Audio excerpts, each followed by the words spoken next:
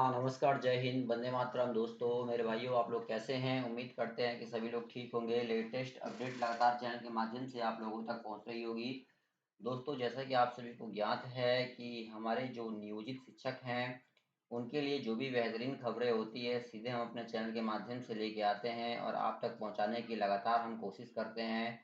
ऐसे में जो भी हमारे नियोजित शिक्षक विद्यालयों में कार्यरत हैं, अपनी सेवा दे रहे हैं, उन नियोजित शिक्षकों के लिए जो है बड़ी खबर है और ये जानना भी आवश्यक है कि जो नियोजित शिक्षक ये कह रहे थे कि भाई उनकी जो सैलरी है उसमें कटौती की जा रही है या सैलरी जो है वो बढ़ोतरी नहीं हो पा रही है, उनके लिए कहीं न कहीं सुप्रीम कोर्ट से बड़ी जीत भी हासिल हुई है। और नियोजित शिक्षकों की माँग रही है कि भाई उनकी सैलरी में जो है वो बम्पर बढ़ोतरी की जाए और कहीं न कहीं उन्हें बहुत सारे लाभ के बारे में भी कहा गया था।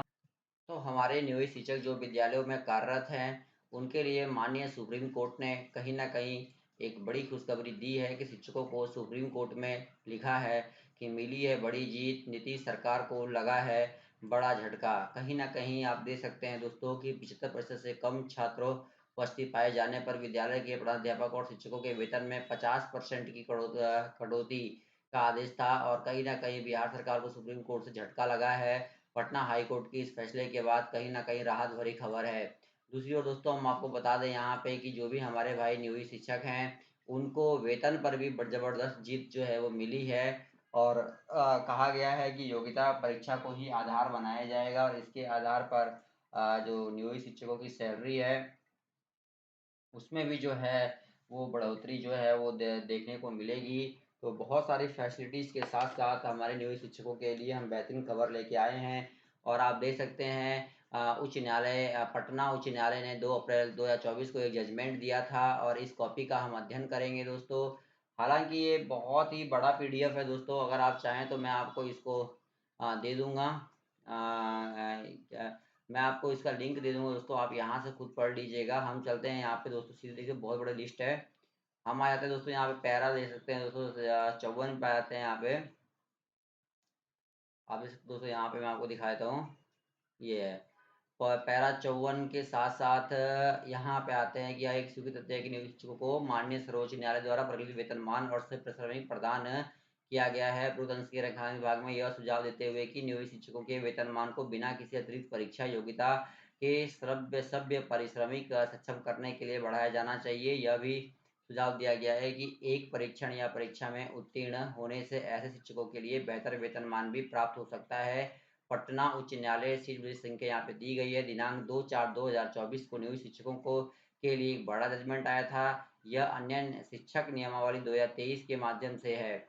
तो कहीं न कहीं हमारे नियोजित शिक्षक जो विद्यालयों में कार्यरत हैं और अपनी सेवा दे रहे हैं, वो परेशान थे कि भाई एक क्षमता भी उन्हें देनी होगी और क्षमता परीक्षा में अगर उत्तीर्ण नहीं होते हैं, किसी कारणवश क्षमता परीक्षा में पास नहीं होते हैं, तो ये भी कहा गया था कि भाई उनकी जो नौकरी है वो जाने का खतरा जो है वो मंडरा रहा है। तो एक बात तो क्लियर है कि जो भी नियोजित शिक्षक हैं, वो लंबे अरसे से विद्यालयों में कार्यरत अपनी सेवा दे रहे हैं। उन नियोजित शिक्षकों के लिए अब जल्द से जल्द गुड न्यूज़ भी मिलने वाली है। भाइयों आप लोग परेशान मत होइए, क्योंकि भाई योग्यता को आधार का मतलब आप समझ सकते हैं कि आप कितने समय से विद्यालयों में कार्यरत हैं, इसके आधार पर जो है आपको वेतन में वृद्धि और तमाम फैसिलिटीज़ जो है वो दी जाएगी। और कहीं न कहीं ट्रांसफ़र पोस्टिंग की प्रक्रिया भी अब तीव्र गति से आगे बढ़ रही है।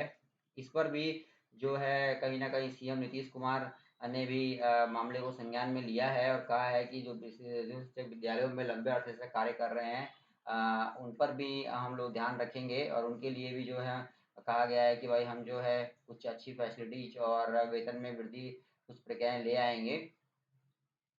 तो अब देखने वाली बात ये होगी क्या कुछ हमारे भाई नियोजित शिक्षकों के लिए होता है। फिलहाल आप देख सकते हैं मोदी सरकारी शिक्षकों के खिलाफ नियोजित शिक्षकों द्वारा उठाए गए समान काम के लिए समान वेतन के दावे को वर्तमान नियमों के साथ साकार किया जाएगा। ऐसे शिक्षकों पर केवल योग्यता परीक्षा उत्तीर्ण करने की बाध्यता होगी जिसका घोषित उद्देश्य शिक्षकों को स्वयं की शिक्षा जारी करने के लिए प्रेरित करना और राज्य विद्यालय शिक्षक नियम 2023 के तहत नवनियुक्त शिक्षकों के समकक्ष मानक हासिल करना है।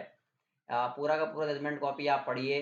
जब आप पढ़ेंगे नहीं दोस्तों आप समझेंगे नहीं। मैं 2-4 वीडियोज़ बना के आपको ये पूरा पढ़ा के सुना दूँगा, आप पढ़ लीजिएगा। जजमेंट पहले का है लेकिन इतना महत्वपूर्ण है कि आप आगे इसको चुनौती दे सकते हैं। आप देख सकते हैं मैं आपको स्क्रीन पर दिखा रहा हूँ जैसा कि आपको दिखाई दे रहा होगा।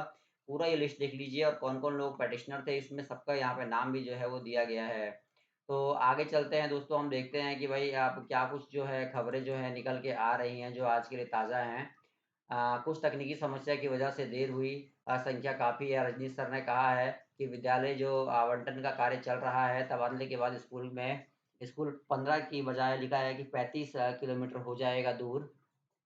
आप देख सकते हैं कहीं न कहीं तबादला तो हो रहा है, लेकिन एक नया प्रॉब्लम भी आ रही है कि तबादले के बाद जो स्कूल है वो बजाय लिखा है कि 15 किलोमीटर 35 किलोमीटर हो जाएगा दूर, ये बात कही जा रही है। असंतुलित शिक्षक योगदान के बाद ही कर सकेंगे आवेदन, ये बात भी कही जा रही है। पूरी प्रक्रिया शिक्षक-शिक्षिकाओं को मिलने लगा नया स्कूल, पेंशन समाज 26 से शुरू करेगा आंदोलन और ये प्रक्रिया भी अब शुरू होने जा रही है तीव्र गति से, आप देख सकते हैं। दूसरी ओर शिक्षक-शिक्षिकाओं को मिलने लगा है नया स्कूल, ये बात तो कह दी गई है। दूसरी ओर आप देख सकते हैं दोस्तों, यहाँ पे मैं आपको बता दूँ कि बिहार विद्यालय परीक्षा समिति लोक सूचना पदाधिकारी के द्वारा यहाँ पे आप देख सकते हैं, ये बात कही जा रही है, आप देख सकते हैं, ये पढ़ लीजिएगा, यहाँ पे लिखा हुआ है कि सूचना का अधिकार अधिनियम 2005 के तहत सूचना उपलब्ध कराने के संबंध में लिखा है, विरुद्ध विषय का आपका ऑनलाइन आवेदन यहाँ पे दिया गया है। शिक्षक पात्रता अप्रैल 2025 के आयोजन से संबंधित सूचना की मांग की गई है, देख सकते हैं। अंकनीय है कि माध्यमिक शिक्षक पात्रता परीक्षा का आयोजन विभागीय निर्देश के आलोक में यहाँ पे किया जाएगा, आप देख सकते हैं, ये लिखा गया है और अंकनीय है। और यहाँ पे आप देख सकते हैं एक लिस्ट दी गई है, देख सकते हैं कि टीआरई 4 में एसटीटी परीक्षा में एनटीए द्वारा आयोजित होने वाले सीटेट यूजीसी नेट के तर्ज पर एसटीटी परीक्षा वर्ष में 2 बार आयोजित की जाए। तो एसटीटी का खैर मांग तो लंबे समय से ही था और हमारे भाई इंतजार में भी थी कि भाई एसटीटी के लिए कुछ बेहतरीन उनको बताया जाए। तो ये भी बात कही जा रही है कि भाई जिस प्रकार से आप एनटीए द्वारा जो सीटेट की परीक्षा, यूजीसी नेट की परीक्षा आपके साल में 2 बार करवा रहे हैं, तो ये परीक्षाएँ भी जो 2 बार जो है वो आयोजित कराई जाए। पूरा का पूरा आप पढ़ लीजिएगा, यहाँ पे देखिए तमाम चीज़ें यहाँ पे लिखी गई हैं। देख सकते हैं और यहाँ पे आप देख सकते हैं कि पूरा शॉर्ट वैसे दिखाई दे रहा है इस स्क्रीनशॉट में, आप देख सकते हैं जिसमें कि उपयुक्त तमाम बातें की गई है कि भाई टीआरई 4 से पहले एसटीटी परीक्षा कराने की बात जो है वो कही जा रही है।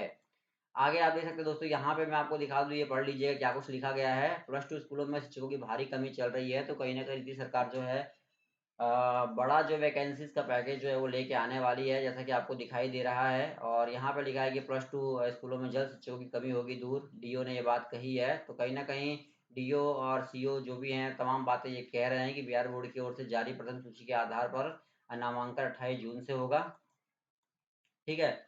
वहीं सीएम नीतीश कुमार ने बड़ी खुशखबरी दी कि मुझे यह बताते हुए खुशी हो रही है कि सामाजिक सुरक्षा पेंशन योजना के तहत सभी वृद्धजनों, दिव्यांगजनों और विधवा महिलाओं को अब हर महीने 400 रुपए की बजाय लगाई 1100 रुपए का पेंशन जो है वो दिया जाएगा। ठीक है ना? तो ये भाई बहुत अच्छा काम आप कर रहे हैं उन लोगों के लिए जिनका आप सहारा बने हैं, जो बेसहारा हैं और सभी लाभार्थियों के खाते में यह राशि जो है महीने की 10 तारीख को भेजना सुनिश्चित किया जाएगा। आप देख सकते हैं। तो तमाम बातें यहाँ पे क्लियर हो चुकी हैं और स्पष्ट रूप से मैं आपको दिखा दूँ कि सप्लीमेंट्री रिजल्ट का भी इंतज़ार हमारे भाई लंबे समय से कर रहे हैं।